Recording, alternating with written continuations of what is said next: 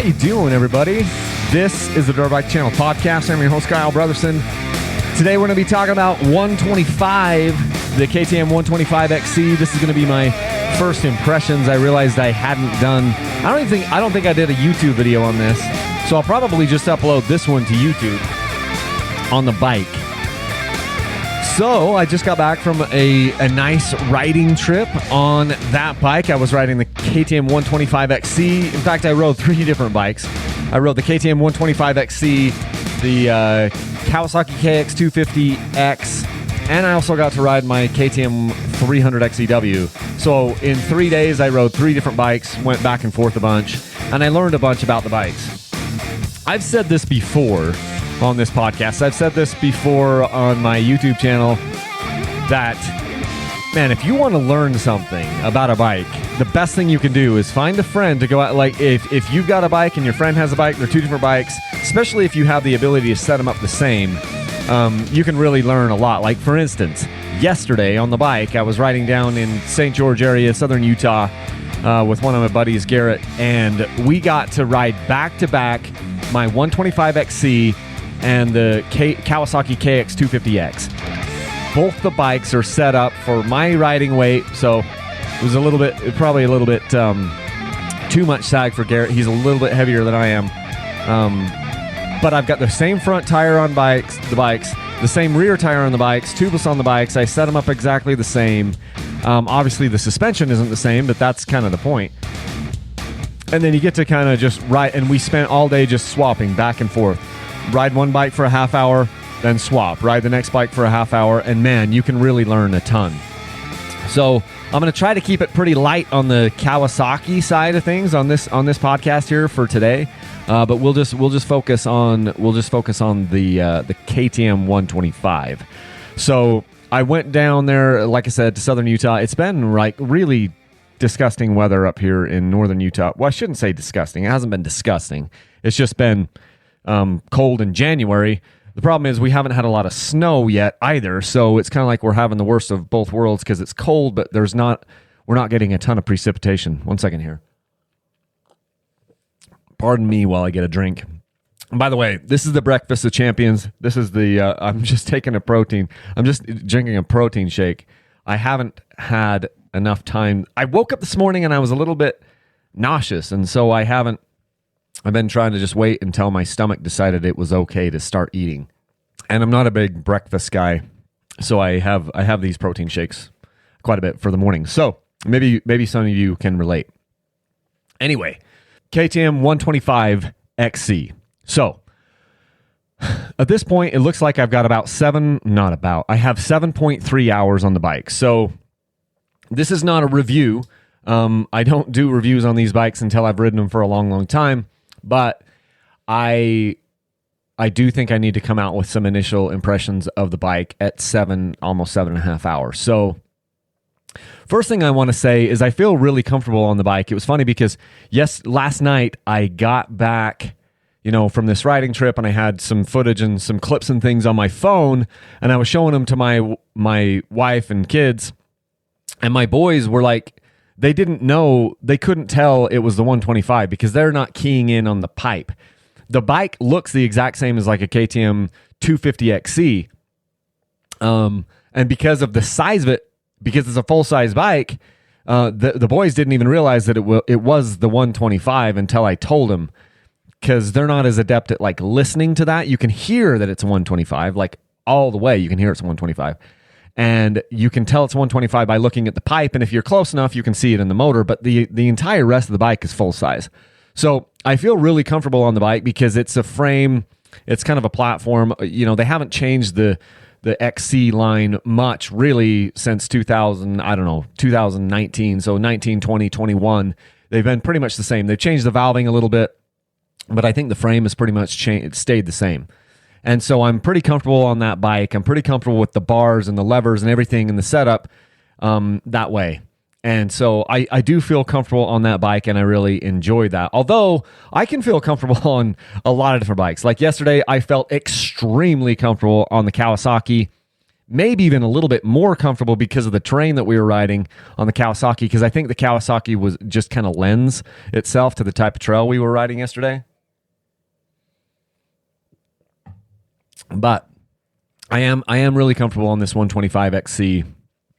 And I'm actually just really, really excited because I know in a couple of years, I don't know exactly how many, I've got a 12-year-old that hasn't quite hit his growth spurt, and I've got a 10-year-old boy that he's a few years off. But within a few years, I'm going to have a son riding one of these 125s, and holy crap, that's going to be cool because, you know, it can do anything the big bikes can do. You've got to like use, you know, get into the power, you know, get after it.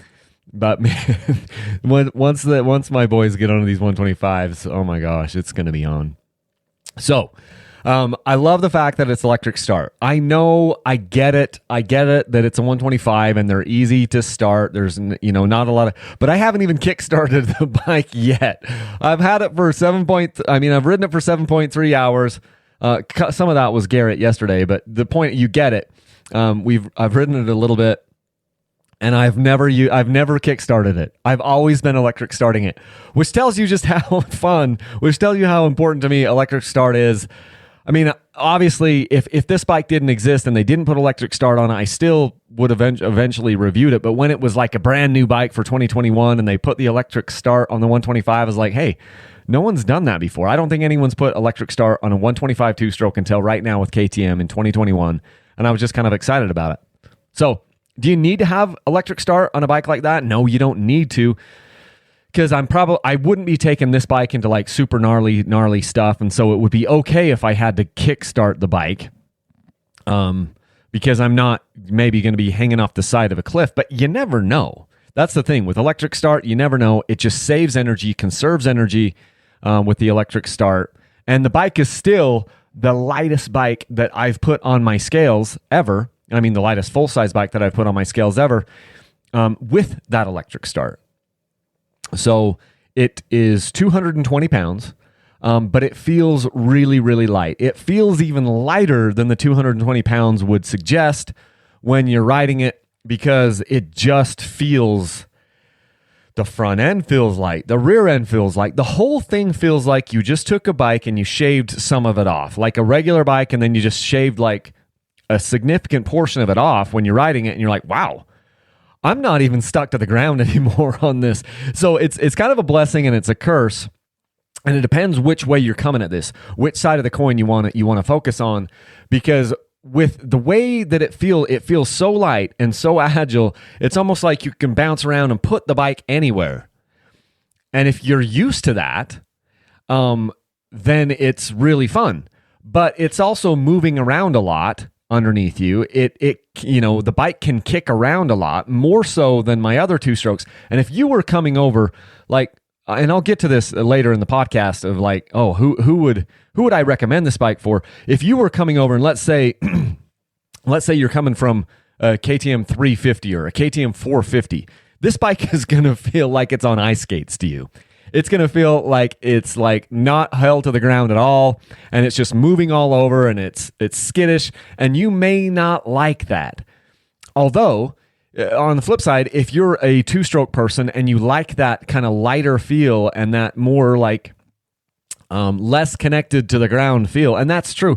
When you're riding a four-stroke, it feels like that extra weight, it gives this sensation that the bike is like more planted into the ground. This 125XC is not planted into the ground. She's got shallow roots. Let me just say that.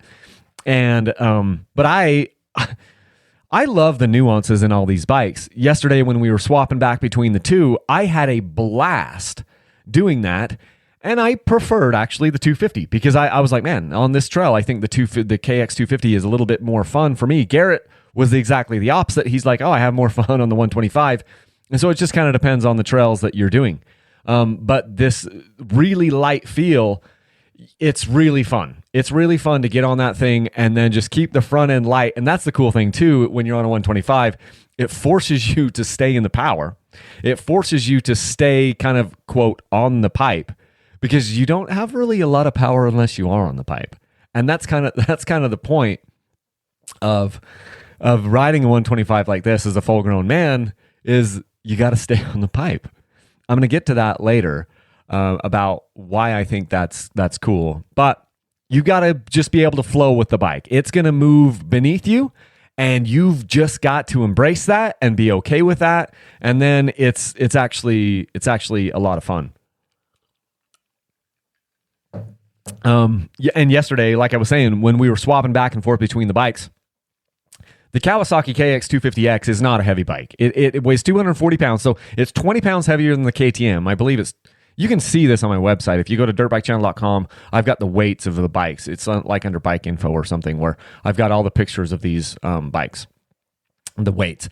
And I believe, I should pull it up over here. I believe that the Kawasaki is exactly 20 pounds heavier. The funny part though is, and you can feel those 20 pounds, but I feel like you're really just feeling the stability of it. Yeah, so the KX250X was 240.5 pounds. The 125XC is 220 flat. So it's 20, maybe 20 and a half pounds heavier, the Kawasaki. And you could feel that. You could certainly feel that on the bike yesterday. Good and bad about those things, right? So I think we covered that. So carburetors on the bike. The bike comes, the 2021 the 2021 KTM 125 XC comes with the McCune carburetor. Kian wouldn't guarantee the numbers, wouldn't guarantee the amount of carburetors that KTM wanted past 2017. And so KTM went all in with McCune. They won that bid, and they've been putting McCune carburetors on 17, 18, 19, 20, 21 bikes. And I believe it's a 36 millimeter McCune. I could be wrong. Maybe it's the 38. I've put the point of this section of the podcast is I've had 3 different carburetors on the bike already in 7.5 hours. Because I've been trying to learn some things about 125s and about how to jet them and what it takes to get them running right. And what I'm finding, and a lot of you will probably already know this, is the smaller bore 2-strokes seem to be a little bit more finicky to me than the bigger bore 2-stroke. So if I'm talking about a big bore 2-stroke, could be a 250 or a 300 2-stroke. Those, I have, played with carburetors on those things for a long, long time, since 2012. So we're talking, 8-9 years. I've been playing with those carburetors, and it seems like the band of, where I'm happy with the bike, it just seems like it's a wider band. When I go down to the littler bikes, it's a narrower band. So on my kids like 50s and their 65s, it seems like the band is narrow, and I ride the bike a little bit, but I don't get to ride it a lot because they're not big enough for me. And so I kind of get them into a spot that I'm like, okay, this is pretty good. It's running pretty good. And I just let them ride it. On my son's 85, it's big enough where I can ride it more, and so I spent more time tuning that one, and I was kind of playing around with that quite a bit. And then this 125, I've spent a bunch of time playing with it, and I'm still not 100% happy with it. Now, I have been changing elevation because I was riding it here, my house, maybe 5,000 feet. We were down, St. George, southern Utah area, and we're riding at a lower elevation. And so I've been kind of bouncing around a little bit on that, but I've been bouncing around on carburetor settings. So I tried a couple different settings that I thought would get me close on the McCune, and it ran fine, but I couldn't kind of clear it up. I had maybe a little bit of an issue where I was going downhill and the bike it was kind of wanting to die out. So it could have like a float problem there. Then I moved over to a Electron carburetor, which I had sitting on my shelf. So I contacted Electron and I got the right metering rod, because the Electron I had was a 38 millimeter. It's like their 38 high velocity carburetor. And I got the metering rod for that bike. And then I spent the most time that I've ever spent on Electron trying to make that thing run. I started with the metering rod at whatever they said. I've got a picture of it in my shop. I might have just erased it. I've got a picture of it on my phone. Anyway, point is, I started at their starting point for a 125.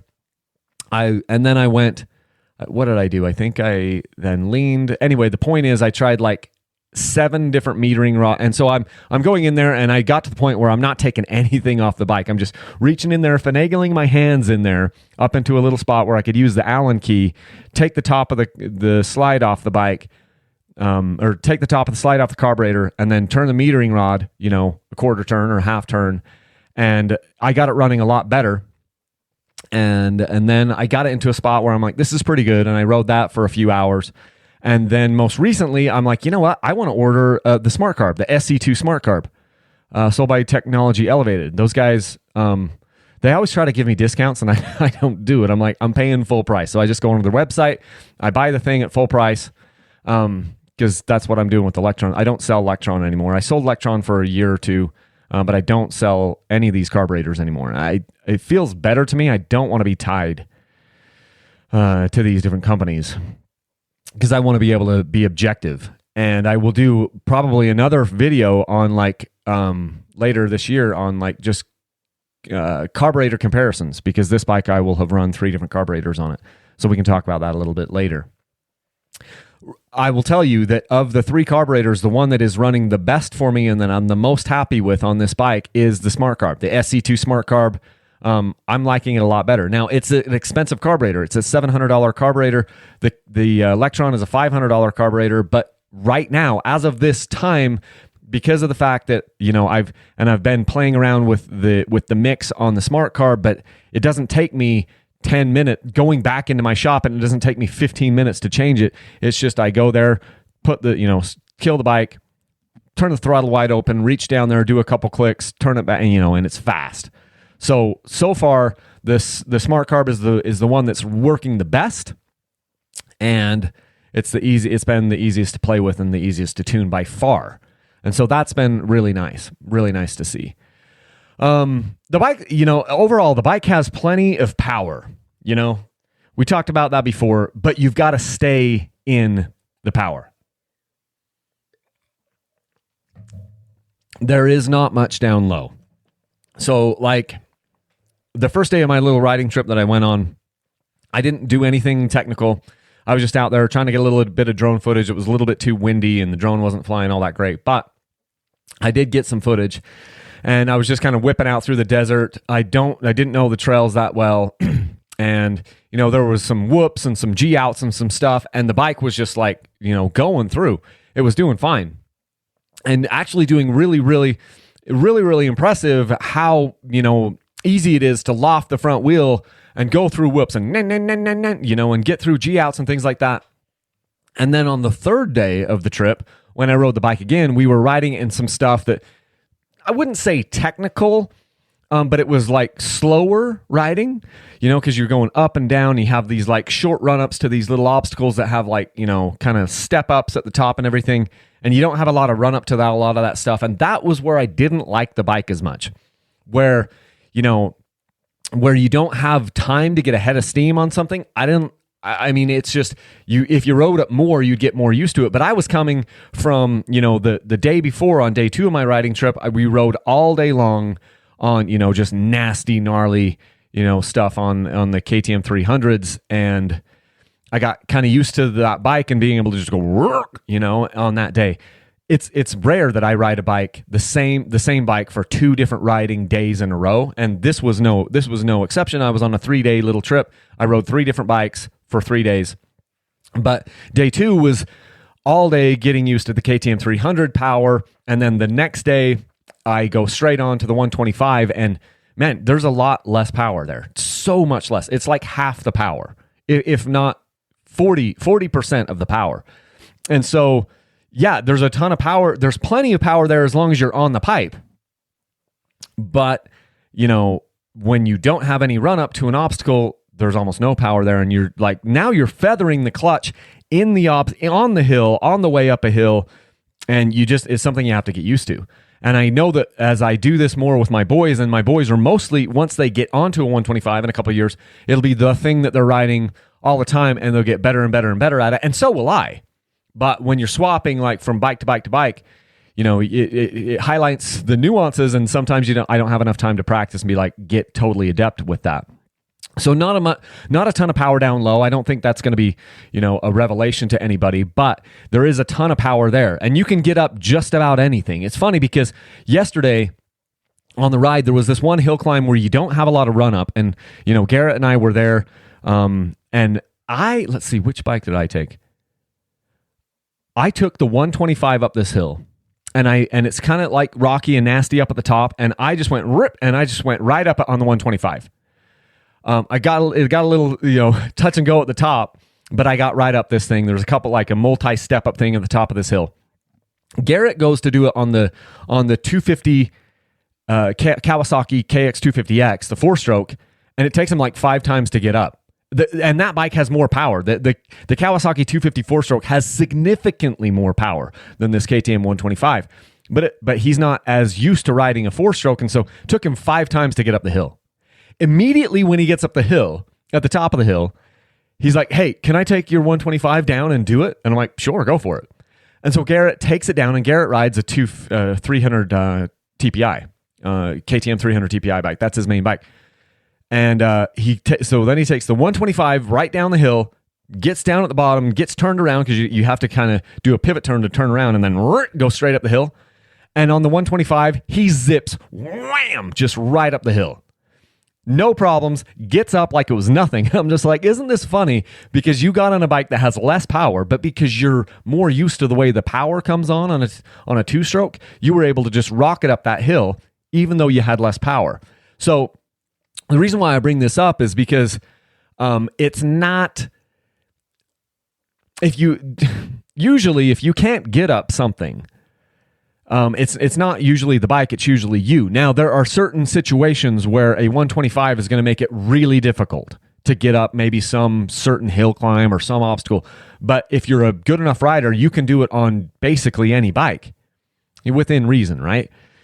And especially if you're talking about full-size bikes. And this bike is one of those things. It's very, very capable. It's much more capable than I will probably ever be able to ride. A lot of you guys might know Shane Watts. He's a kind of a legend in the off-road world and the GNCC world. He's a multi-time, like, 6-day champion. And I've ridden with Shane a few times, and he has said that his favorite bike to ride is a 125 2-stroke, and the reason why is because he says it's the only bike that he ever felt like he could get close to maximizing the potential. Any of the other bikes, 254 strokes, 300, 252 strokes, all these other things, he's like, I've never been able to come close to matching its potential. And having ridden with him, it is so humbling to just see, and he's past his racing career and all this stuff, but he can still shred on a freaking dirt bike, and he can blow my doors off and just pull away from me easily on a TTR 230. You guys know what that is. And so here's a dude who can just, like, he's so smooth and he's so good. I've been to his riding schools. I've ridden with him, done trail rides several times. It's humbling. So humbling to ride with this guy. And he's saying a 125 2-stroke is the only bike that he was ever able to come close to maximizing its potential. I will never maximize the potential of this 125. Straight up. I do not have the skill. I do not have the time. I ride once a week, if that. This week I rode 3 times because I went on a riding trip. It was a thing, but I probably won't be able to ride at all next week. And the week before that, I rode 1 time for like 40 minutes. So the reason why I bring this up is because a 125 2-stroke, although a lot of people would say, oh, I need something power. I need more power. Well, I guess it depends. If you're going to do some really, really nasty, gnarly, like, stuff, it'll help you have more power. And I would agree, like, hey, if I'm going to go do some gnar, I'm going to say, hey, I need a 250 or a 300 2-stroke, because it's going to be way easier to do. But if we're just talking about ripping out through the desert, or tearing through the mountain single track or something like that, there is far more potential in a 125 than most of us will ever be able to tap into, and it's got plenty of power. But there's not a lot of power down low, and that puts a lot of people off, where they're just like, oh, I need more power. The thing is, I'm saying you want more power, you don't need more power, but I get it, and I'm with you. It's calling the kettle black to be like, oh, because my favorite bike is a 252 stroke. There's way more power there than I'll ever need, but there are certain times where that power comes in handy. You could say the same thing about a 454 stroke, but yesterday after riding, that 250, that Kawasaki KX250X, I'm just sitting there going, why would you ever want the 450 version of this? I guess if you're in deep sand or something like this, and everybody, different stroke for different folks, but there's so much power on that 250 4-stroke that I'm just like, dang. If you can't get it done with the power that you got on this bike, should you really be doing? Anyway, I digress. Plenty of power on that 125, and I had a ton of fun riding it.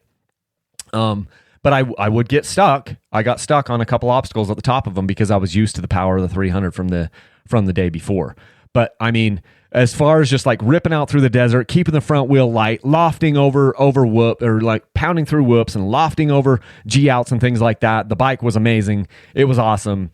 Brought a big smile to my face, and I had a ton of fun. So, and also the front end of this bike, it is an air fork. They have it valved differently because you run less pressure in this air fork. So I have the 2021 250XC in my possession. I also have the 125XC in my possession. They're both the air fork, but the air fork on the 125 is valved softer than they have the valving on the 250, and they tell you to put less pressure in the 125.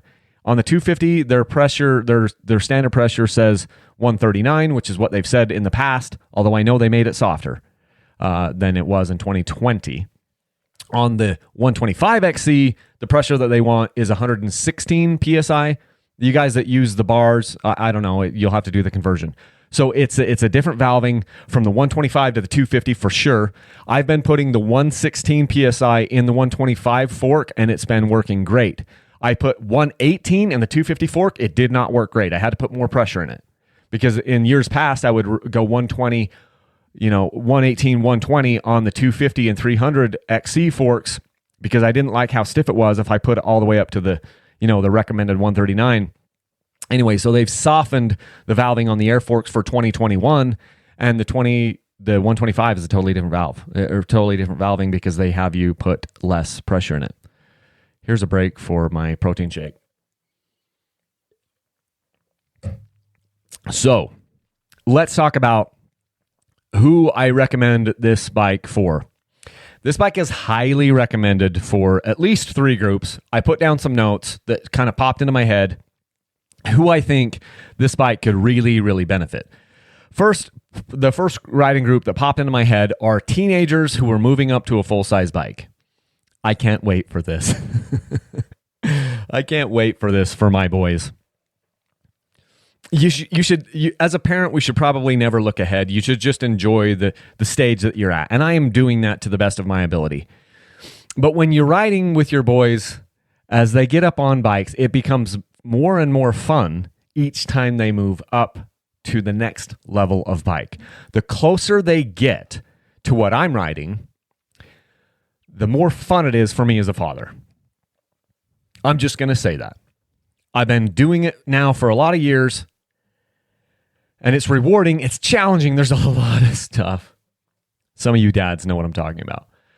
There's a lot of work and effort that goes into this, and especially if you've got 2 or 3 kids that you're working through, it feels like you're a fleet manager half the time. But the closer that they get to the full-size bikes, the more fun it is becoming.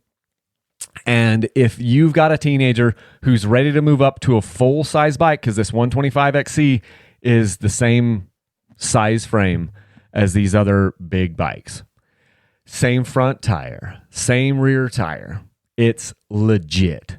It's going to be, if you have, like for instance, you've got the 125XC and you had a 250XC, basically all the parts are interchangeable.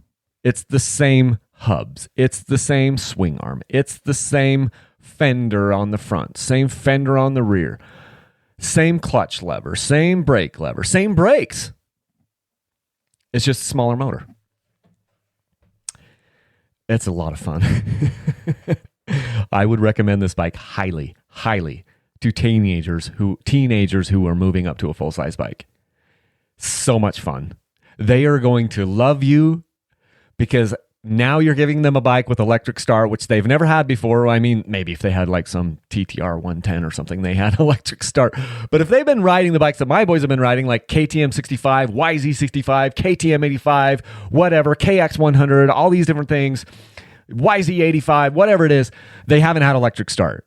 Now they're going to move up to this bike and it's going like, whoa. Now they've got electric start and it's going to be so cool. And they're going to be on a bike that is uber capable. They're going to be on a bike that a 65-year-old man can have a ton of fun with. They're going to be on a bike that a 30-year-old man can have a ton of fun with. And here they are as a 15, I don't know, maybe your kid's 14 and he can ride this.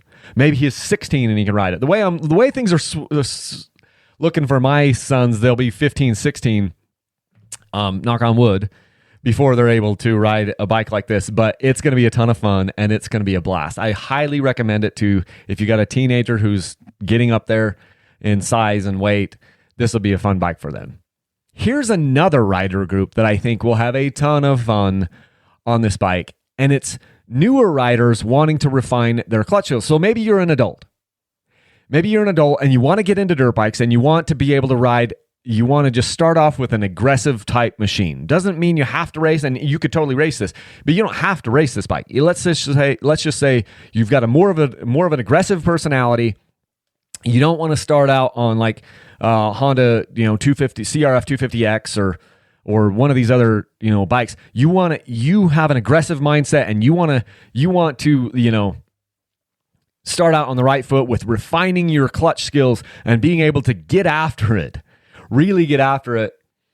This bike is going to be awesome for you. It could be your first bike. It could be your second bike. The point is, you're just setting yourself up with a really solid foundation for riding skills. This bike is going to treat you well, and you're going to absolutely love it. And I highly, highly recommend it for those newer riders. Third group I recommend it for, everyone else, including seasoned veterans. Let's say you are looking for a change of pace. Let's say you've been riding a 450 4-stroke or you've been riding a 300 2-stroke or whatever, and you feel like the bike that you've been riding has kind of dulled the knife because you've been on a bike that allowed you to be lazy. You've been on a bike that you're just kind of sleepwalking through life. You're sleepwalking through your riding. And you want to sharpen your skills because you feel like your skills have dulled over time. Get this 125XC and get after it. Because it can get after it, but it forces you to have to get after it, if that makes any sense. And so I feel like this is the type of bike that if you're a seasoned rider, yeah, you'll still be able to keep up with your friends. But it will force you. You'll be shifting a lot more. You'll finally learn, oh my gosh, I got to shift this bike. You're going to be like covering clutch and like, it's just, I'm at a loss for words, but this is going to sharpen your skills. This is going to force you to not be lazy. It's going to make you get after it. It's going to make you get on the pipe. It's going to make you carry more momentum into thing. It's going to force you to ride more aggressively. And if that sounds interesting to you, then this 125XC might be your next bike. Maybe it's a change of pace bike. Maybe you keep your current bike, your 450, your 354 stroke, your 252 stroke, your 302 stroke, and then you have this change of pace bike, and it is a major change of pace. It will feel, if you're used to riding a 354 stroke or whatever, this bike is going to feel like it's on ice skates, and it's just skittish, and it's like multi-personality, but it's chronic fun. It's going to be a lot of fun. And so for those three groups of people, teenagers moving up to a full-size bike, newer riders who want to refine their skills or just set themselves up on like an aggressive stance in their riding, this is going to be a great bike for you. Or you're ready to sharpen the knife a little bit. You feel like you might have dulled some, your skills might have dulled some. This is going to be a sharpening stone for you. 125XC sharpening stone for your riding skills. Those are my first impressions of the bike and who might, really want to ride this thing and might really want to get into this thing. So far, I've loved it so much. It's teaching me a lot already about bikes in general and what I like and what I don't like. I'm going to move this mic over here so that we can start to sync audio up on the other side. Having a lot of fun with this bike. It will be a sweepstakes bike later this year for maybe around April time. April to June timeframe is when we're going to do the sweepstakes for this bike and the Kawasaki. I don't know exactly what other bikes I'm going to have or bike I might have on that. Who knows? I might even throw a street bike into this sweepstakes. Haven't really fully decided yet. Anyway, I don't have sponsors for this podcast. Maybe I will in the future. But the best way, if you want to support Dirt Bike Channel, you want to support this podcast, the best way that you can do that is to use my links for Rocky Mountain ATV, MC, use my links for Motorsport, use my links for Amazon. You can find these links at dirtbikechannel.com. You go up in the upper right-hand corner or in the menu bar there, you will see links. You go there, you click on those links, and then you can shop like normal. You click on the links for Rocky Mountain ATV, who's an awesome company. You click on any of those links, and it puts a referral code, a cookie in your browser, unless you have browser tracking turned off, and then this won't work. But it puts that little tracker in the browser, and then anything you purchase after that day, you just go through and you buy like normal. And it gives me a referral bonus for sending you there. Same thing happens with Amazon. Same thing happens with Motorsport. Wherever you like to shop, please use those links because that really, really helps this. You could also donate on dirtbikechannel.com using PayPal or Patreon. And then you could participate in these Dirt Bike Channel sweepstakes when we've got them going on. So that's what I've got for you today. Hopefully everybody is happy and healthy and getting through this winter. Okay. That's it, guys. There's going to be a lot more on this bike later on. And leave a single track. Thanks, everyone.